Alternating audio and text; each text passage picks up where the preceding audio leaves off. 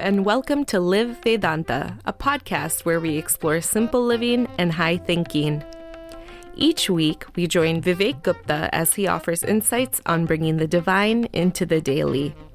Over the last decade, Vivekji has shared his observations on the science of independent joy with communities across North America and beyond. Why is a name so important? What does it have to do with meditation? In this week's episode of Meditation in Life, let's listen in as Vivekji explains the practice and reward of japa, or meaningful repetition of a divine name.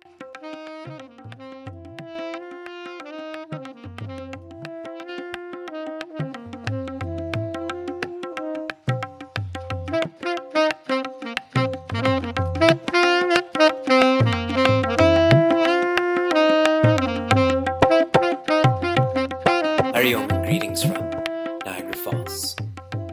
Throughout our Upanishads, a prayer that students express to their teachers and that their teachers express to them is, may you live a long life. May you live a full life. And sometimes they even describe how long.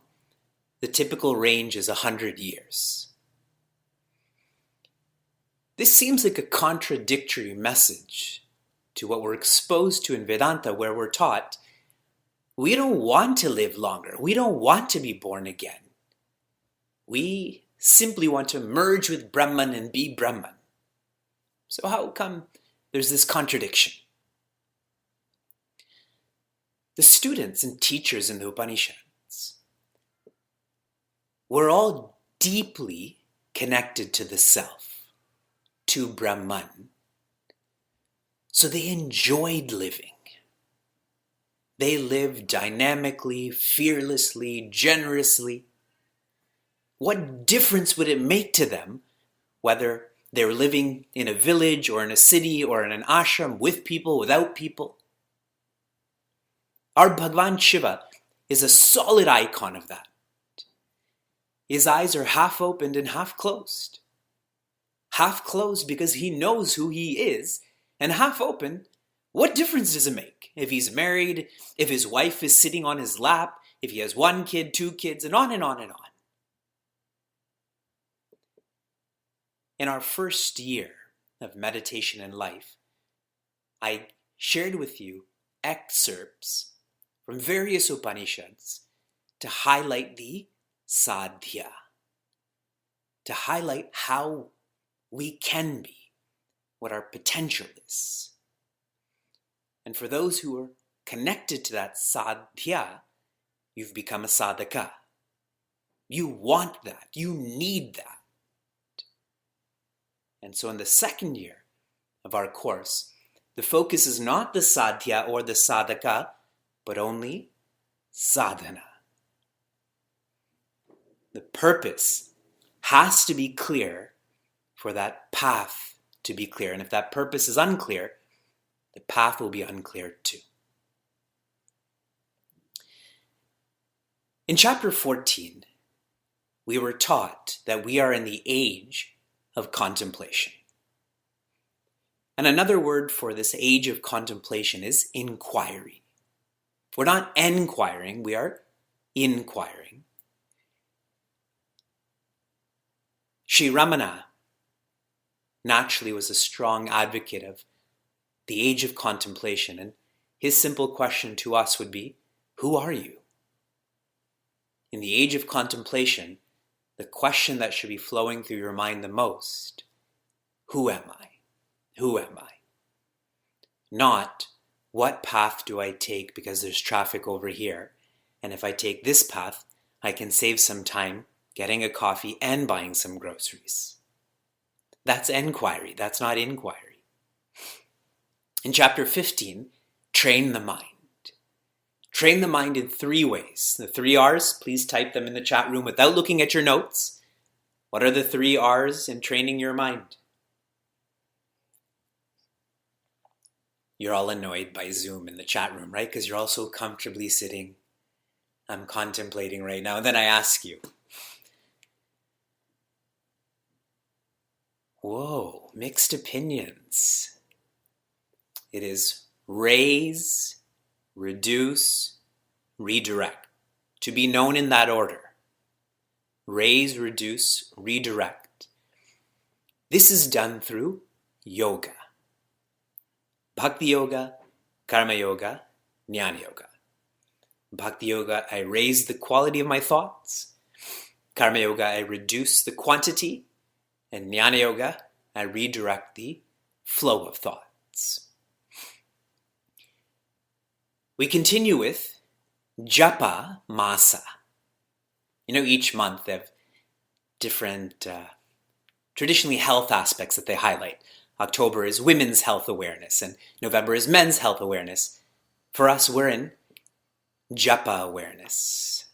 And so now we're on chapter 16 entitled Japa Yoga. In Tulsi Ramayana, and a lot of you have studied this with me, before Ramayana actually begins, there's a different ayana that is explored. So once again, how many of you know this? What is the first ayana that's shared in Tulsi Ramayana before Ramayana is shared? Anyone? It is called, very good, Namayana. Namayana is the glories of Nama. It is where one will go with the name.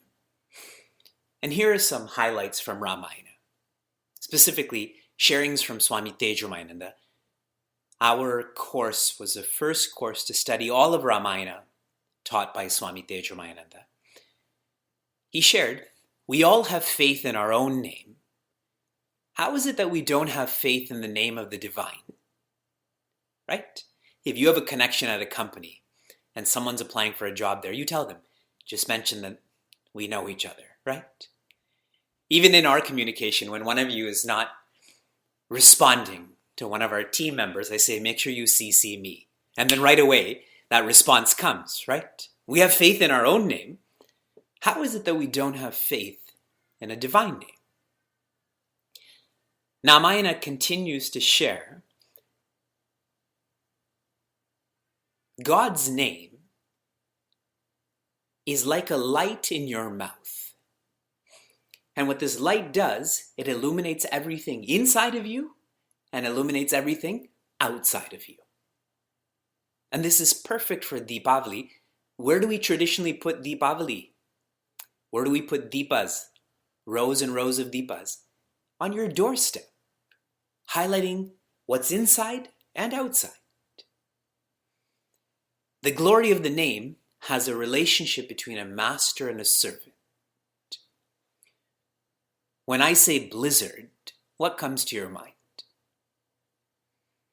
Accidents, treacherous, ice cream, right? Dairy Queen has blizzards also. When I say cloud, what comes to your mind? Sun, heaven, lottery, etc., etc. See how this word, blizzard or cloud, that's the master. And with it comes so many ideas, so many thoughts. That's the servant. When one shares Rama, how can you think about dinner? How can you think about fighting when one can visualize Bhagwan Rama smiling, hugging Hanumanji? In Ramayana, the sadhana given for the yuga that we're living in is japa. This is the yuga sadhana. Each period of time has a specific discipline that is best for enlightenment. In Satya Yuga, in the golden age, it was dhyana. In the dark age, which we're presently living in, it is japa. And Bhagavan Krishna has also shared that of all of the yogas, I am japa yoga. So many glories are discussed. And one final thought about this. What's most unique about Sanatana Dharma is that the encouragement of taking God's name is under any condition. Some religions say don't take God's name in vain, correct? In Sanatana Dharma, we say take God's name, ideally not in vain, but if it is taken in vain, take it then too. And examples of that are Ratnakara. He was just saying Mara, Mara, Mara. He was saying die, die, die, dying, dying, dying. But he became Rishi Valmiki. And Srimad Bhagavatam, every time you have an emergency function like burping, farting, you're supposed to say Om Namo Narayanaya, Om Namah Shivaya. And there's lots of examples of even taking God's name in vain leads one to God. Shishupal from the Mahabharata is a great example of that. He hated, it's called Vairi Bhakti, Bhagavan Krishna, but every sentence he would say, I hate Krishna, he's ugly, I'm better, but he would keep on saying the word Krishna, right?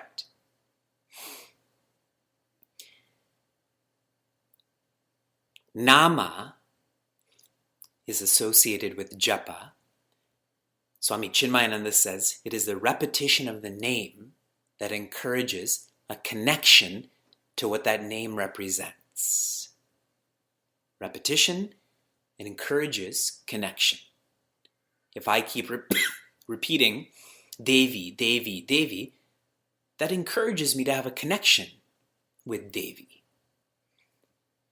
And throughout our studies, I've simply used different words. Steadiness, it encourages sincerity. It's not assured that steadiness will create sincerity, just like so many of us go to work in a repetitive way, but we don't feel more deeply connected to that work. And that's why I'm consciously using the word encourages. The more knowledge you have about the name, about your work, the more that connection will be made. When one is repeating, when one is chanting a divine name, you develop focus, you develop concentration. In an earlier discourse, I described to you Vikalpa, Savikalpa, Nirvikalpa. Vikalpa means inconsistent or broken. Savikalpa means change. Nirvikalpa means sincere. If my thoughts are inconsistent, I can't create anything.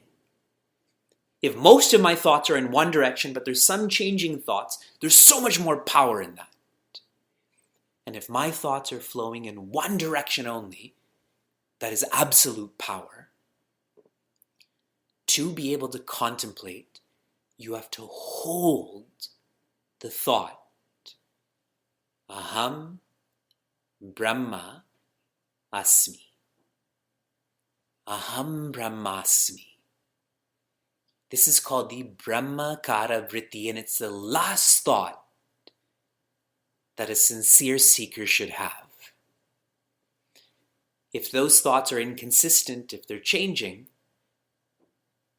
in that moment of the body dying, we won't remember that. We'll have to go through so much of struggle. But if we can keep on holding on to that thought, then death becomes irrelevant. What is the Sanskrit word for hold on to? Please share with me. There's a single Sanskrit word which we use a lot, which means to hold on to.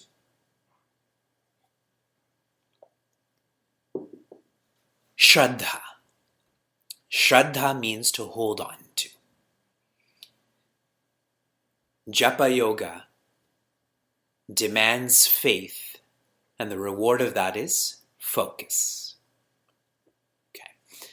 So now getting into some of the technicalities of japa. Okay. How many S's are there in our external preparation? Show me with your hands. How many total S's are there? Total. 5. We've explored 3, but there are 5.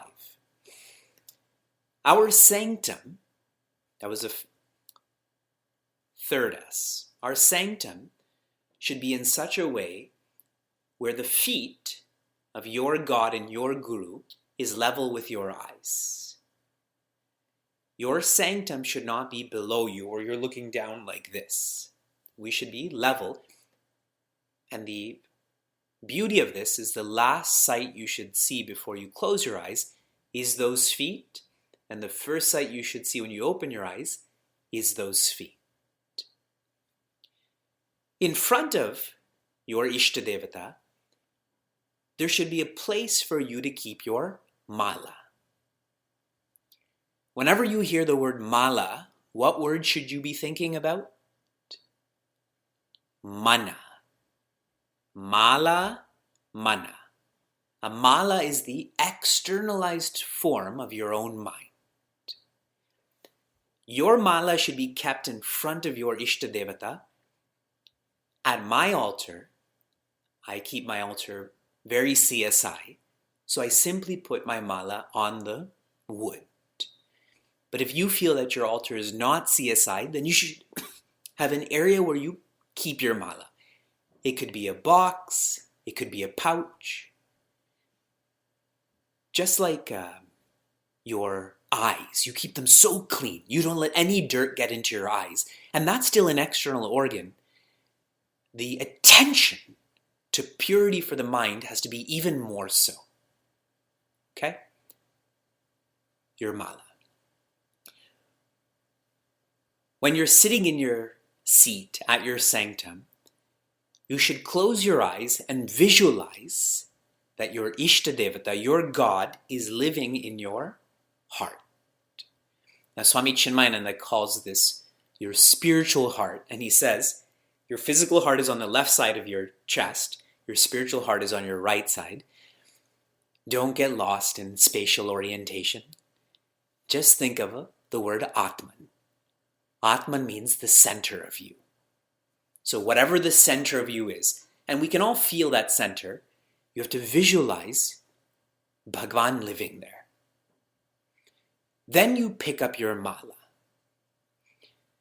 The mala you use for japa and the mala that you wear are to be different. I shall show you. The mala I use for japa in a casual way, as in I keep it in my pocket while I'm driving, etc., as in here, but I also wear a mala. Now I'm going to show you this mala because there's more beads. That one is smaller. One has to hold the mala on their right hand ring finger. What is the Sanskrit word for your ring finger? It's an awesome name. Anamika, yes. If any finger touches your mala, it's fine, but if your index finger touches your mala, it's not fine. What is your index finger called in Sanskrit? Tarjani. I'm pretty sure it's called Tarjani, and Tarjani means to point out, to blame. It is our ego finger. So when you hold the mala like this, then your ring finger really doesn't do anything, but it's like the substratum, and it's your thumb and middle finger that is pulling the mala towards you. Now visualization is very important here. You have to visualize like your mind is all over the place and you're pulling your mind towards your center. When you engage in japa, you don't push it away. Om Namo Narayana, Om Namo Narayana. You're gently pulling in those beads towards you. Okay? This is called the Meru bead. And you start in front of the Meru bead and you chant Om Namah Shivaya, Om Namah Shivaya, Om Namah Shivaya, Om Namah Shivaya. When you get to the Meru bead again, so I'm holding on to that last bead, you pull out your ring finger and you insert it in a way where you are back to the start again. We don't cross over that Meru bead. Just like we don't use our index finger, we don't cross over that Meru bead. We simply move our ring finger and continue.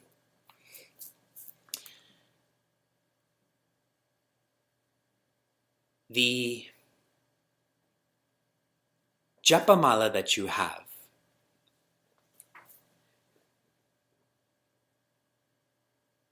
is to be treated as importantly as your sanctum.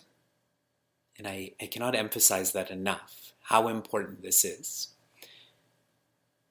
What is shared in our scriptures, and there's many life examples, this pulling of a mala will lead you to Bhagwan. This is not a if this will lead me to Bhagwan, this will lead you to Bhagwan. And there's lots of examples of this. Swami Shivananda, for those who have faith in him, has had darshana of Bhagwan Rama. He's done so much japa of Bhagwan Rama that Bhagwan Rama couldn't help but answer Swami Shivananda's call. If you imagine you're doing some work upstairs and someone rings your doorbell and you don't want to answer it, so you ignore it. They wait 1 minute, they ring again. You're sort of annoyed now. They ring again, they ring again. Do you think you have the endurance to forbear them just continuously ringing? Now imagine you are that person that's calling out, pulling your mind. Om Namo Narayanaya, Om Namo Narayanaya. You will be able to pull the mind to your Atman. It requires a lot of consistency. For every akshara, for every letter in your Ishta mantra, in the name of your God, you have to chant that mantra how many times for every letter? 1 koti. Koti in Hindi has become crore. In English, that is 10 million. 10 million. So, I believe Shri Ram, Jai Ram, Jai Jai Ram has 13 letters in it. So how many times do you have to chant Shri Ram, Jai Ram, Jai Jai Ram? 130 million times to be able to unlock the power of that name. And so what is the typical mantra given to seekers? Om Namah Shivaya. It's only 5. So 50 million times one has to chant Om Namah Shivaya before Bhagwan Shiva is annoyed enough with us that he will come and show us who he is. And where will he show us this? In our own hearts.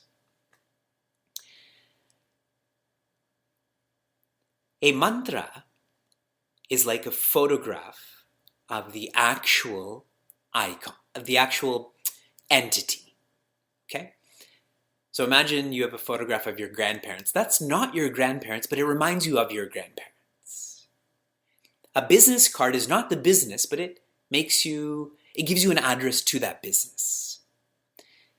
The mantra you choose is your portal, is your access to pull the mind to the center, to call out to God. A mantra is important. You should think, you should feel a mantra out. And many of our devas, they have multiple names, Bhagavan Krishna being an example of that. You can chant Shri Krishna Sharanam Mama. You can chant Om Namo Bhagavate Vasudevaya. There's lots and lots of names that you can chant. You should feel out that name, no different than you've given your kids a legal name on their passport. But you have a specific nickname for them. Some of it is just random muttering of letters, correct? Babu, Pinky, right? But it's something that you feel towards them. It's unique to them. And if you have 2 children, you have a different nickname for them, a different emotion that goes with that nickname. What I see with Shuka and Vyasa, it's not so much of a name. I do call them Vyasa and Shuka. But Vyasa, to me, I visualize him being a monkey. He's like a jungle animal. And Shuka is like a piglet. He's like a farm animal. So, they're both animals, cute animals. They're both animals, but they're different. Like, I just have a different relationship visually with them. Speaking of which, how many of you have engaged in your Akshara Abhyasa? also known as Vidyarambham. How many of you went through that samskara? Okay. Do you remember what you first wrote? What did you write? Anna, food. Your parents, your guru, writes Om with you. And I think that's so lovely that this writing, the purpose of education, is for you to feel that Om inside of you. So how are we supposed to measure our japa? Here are some ways. Start, for those who are very new to japa, one side of a journal. In the morning, you should write your mantra, Om Namah Shivaya. So a side of a journal would be something like this, okay? So one side, you write your mantra. It's Likita Japa. As you find that you're able to focus more in the morning, you should shift to offering 10 minutes of Mala Japa. You go from Likita Japa to Mala Japa. You should set an alarm. Put it on softly, put it far away so you're not anticipating that ringing. Because a mala you can go quickly through, so you should increase that to 10 minutes. When you're more focused, you should use an entire mala in the morning before you begin your day. A typical mala has 108 beads, and if yours has 54, like the mala I wear has 54 beads, then you should use that twice. Why 108? There are many observations that share we have 108 Upanishads. Just like Shruti, Upanishad is called Shruti, it's the breath of God. So if you follow that breath, you'll be led to God. A mala is the same way. It will lead us to Bhagavan. So Likita Japa, one side of a page, increase this to 10 minutes of Mala Japa, increase this to a full Mala. And when you train yourself in doing this, what will happen is, without a book, without a Mala, you will be engaged in Manasa Japa. It'll just naturally be happening in your mind. Okay, so far so good? Now, 2 more quick points. What is the first casualty when it comes to practicing dhyana or even japa? What happens to us? What's your problem? We have lots of problems, but it's called laya. We become sleepy, lethargic. It is tamas. And our second problem, vikshepa, which is being distracted, or rajas. So first tamas comes at us, then rajas comes at us. If you're feeling lethargic or distracted while you're engaged in japa, what should you do? Just put your mala down, Bhagavan, it's your mala. I'm out of here. You do that once. What do you think's going to happen the next time and the next time? Soon that mala will just be hung on some photograph. Simplify. When you're feeling sleepy, when you're feeling distracted, simplify, which means if I can't do a full mala, let me at least complete half a mala. If I can't use a mala, let me write it out. If I can't think it, let me speak it out loud, like lots of you have shared. Simplify. No different than diet, correct? If your body is not doing well, you simplify your diet. Not that any of us do that, but you're supposed to simplify your diet. Now, one more thought. Some people engage in japa not to bring their mind to their center. Why do they engage in japa? Not for moksha. Some do it to show off, right? They wear really long, big malas. The bigger the bead, the more you love Bhagavan. The more the beads, the more you love Bhagavan. some do it in a subtle way for phala. They want a fruit, they want a reward, they want a power. This you have to be most vigilant about. We do this all the time. When we've had a good day, what do we do at night? Indulge. When we've engaged in a lot of sadhana, time to take a break. I should sleep in tomorrow. How you reconcile this thirst for phala is dharma. Whenever you feel this idea of, what do I get out of it? Get busy, essentially. Take on your responsibilities so you're not thinking about what you get out of japa. The more you think of what you get out of japa, the less meaningful it will be. Just like any trainer will tell you about you exercising, quality is better than quantity. The form with how you lift weights or you run, all of that will be much more transformative than just plowing through some sort of physical movement. All right? These are lots of thoughts on japa.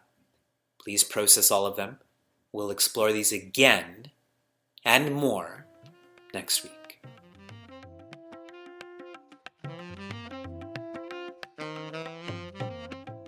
If you enjoyed what you heard or want to learn more, share this episode with a friend or find us online at facebook.com/CM Niagara. For those on the journey of self-development, Chinmaya Mission Niagara provides a community forum for seekers to listen, reflect, and contemplate. This podcast is produced by the Young Adults of Chinmaya Mission, an international nonprofit working to transform individuals through the knowledge of Vedanta.